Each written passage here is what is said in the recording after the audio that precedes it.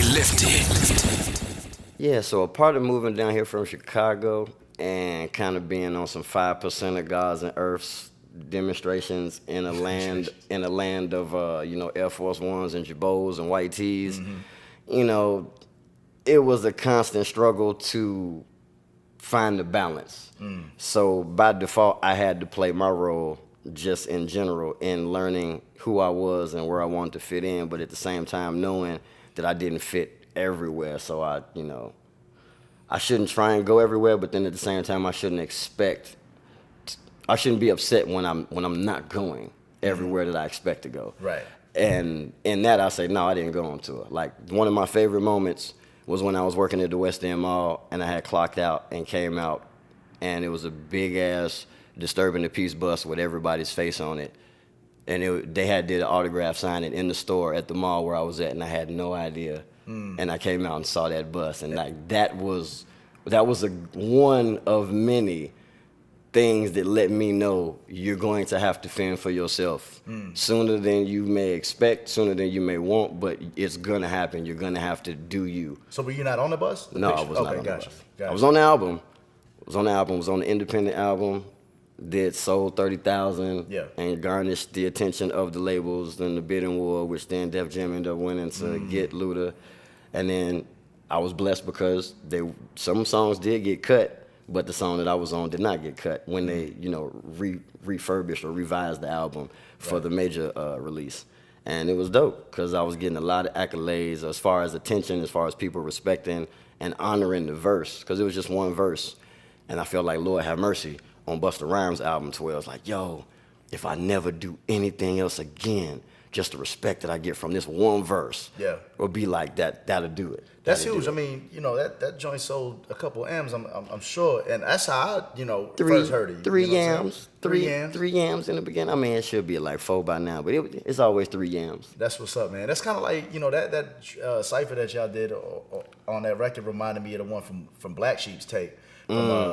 From A Wolf in Sheep's Clothing. Nice. And I could spit that whole thing out. It's like embedded in me. So I'm sure it's the same thing. For like your verse is embedded in millions of people's heads, man. You know what I'm saying? So that does go along. And the best part is being out in a bar drinking and somebody's telling me that was their favorite song when they was in like 6th grade or something. I'm like, yo, we're drinking alcohol now, and that was your favorite song in 6th grade. That's amazing.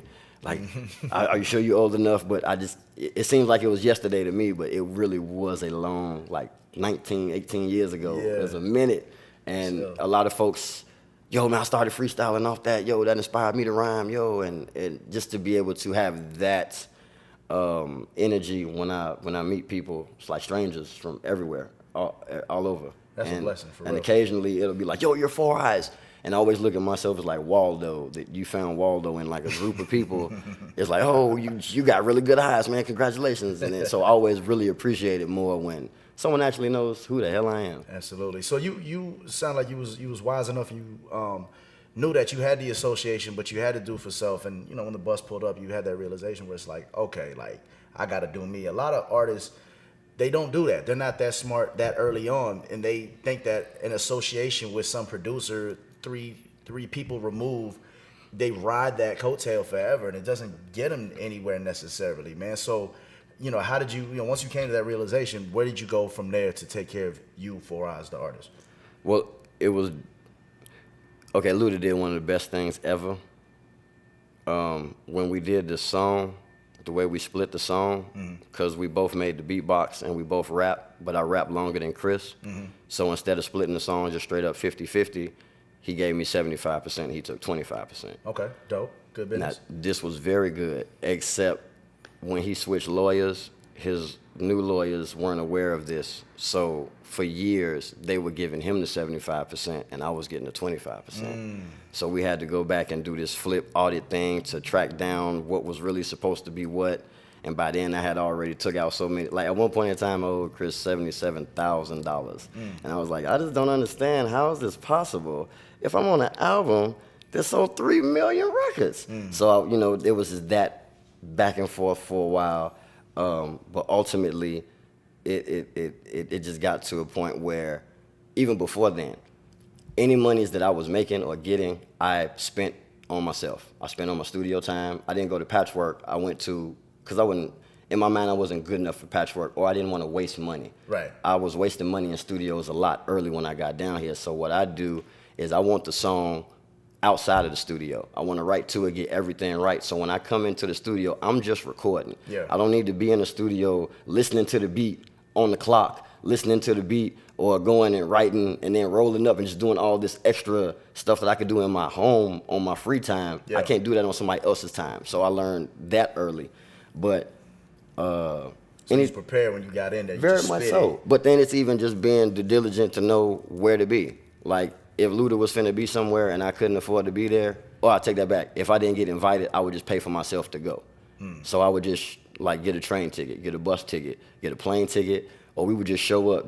Like once I got my investors, we would just show up deep as hell wherever Luda was at, because I knew I would always get in, but I didn't have a hotel room. I had to get my own. I didn't have, there was nothing carved out for me, but if I got there, I could get in where I fit in. Right, because he was taking full advantage of the fact that you were on the album, you have a name and Oh, yeah. but you're being your own boss to make sure you're showing up in your face. Exactly. Your face card was strong. Yeah, not even tripping it, because I know I can't go everywhere. That's not, also understand the concept of eating up a rapper's budget. Brand new rapper just getting on, and technically I'm the late comer. I'm the late DTP member. I came down from Chicago. 20 was already there. Fate was already there. Chandre was already making the beats. Shauna. So I accepted it. I didn't come, hey, no, you know me the longest. I'm supposed to. It's like, no, that was ridiculous. So I accepted the fact. It's like, okay, I need to use this time to better my craft and at the same time figure out who I am. Because we was only 21, 22. We was very young, and a lot of situations and opportunities was put in front of us that, pulled people in different, a lot of different directions.